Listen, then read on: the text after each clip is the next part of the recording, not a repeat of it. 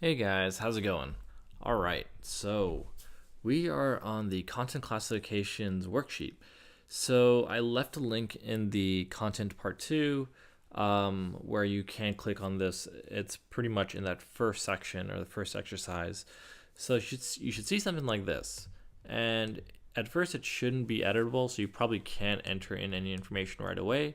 So the first step to do is go File and make a copy.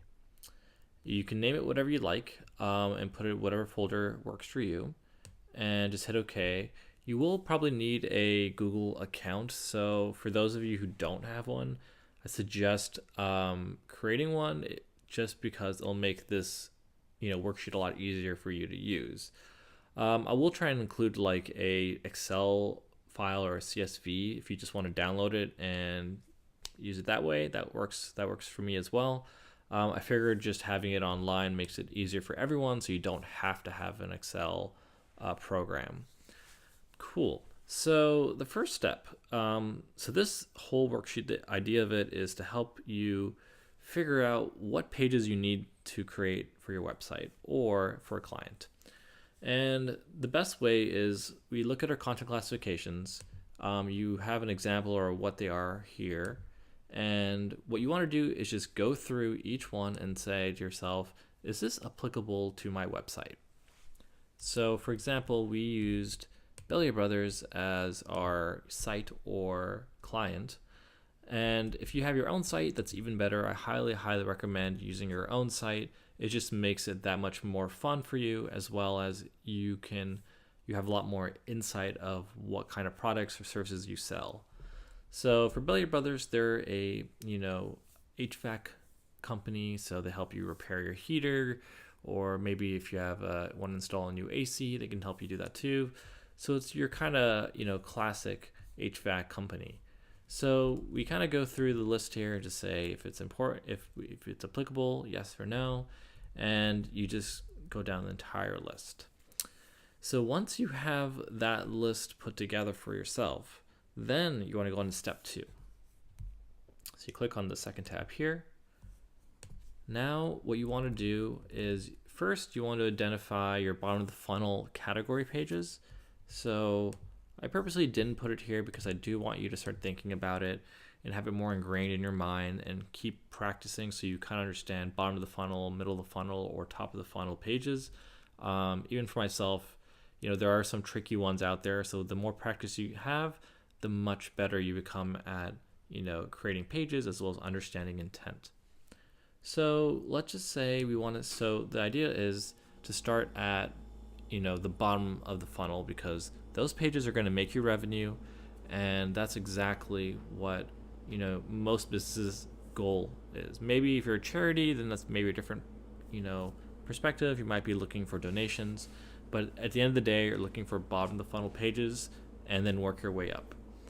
So in step two, you can say services is one of the categories you want to work on. You start jotting down your keywords, and then you enter in the information like monthly search volume, cost per click, competition, the page that you have in mind that you'd be targeting, and then what stage of the funnel it is. So we know that where we're at, and if it's bottom or if it's middle. So and also, for example, the keywords, even though the services is a bottom of the funnel style page, you can have middle of the funnel keywords. So just be very careful when you're going through what stage of the funnel those keywords are in, so that you can kind of get as close as you can to the bottom. We have this third tab here for you, just for to jot your notes, to just any kind of scrap work. If you want to just copy and paste, your keyword data into here, and just make it easier for you to kind of keep working through that.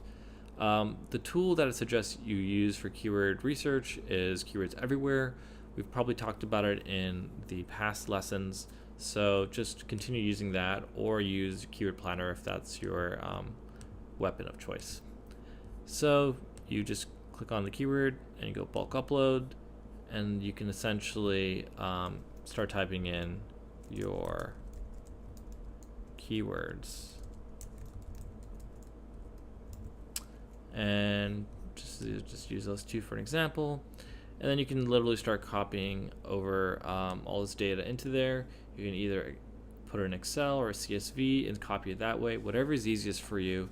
But I put it in the order of search volume, cost per click, and competition, so that it should make it hopefully a little easier for you to just copy and paste directly in here. So yeah, these are the kind of the first steps I would suggest doing when you're doing your content classifications. And once you have your services and your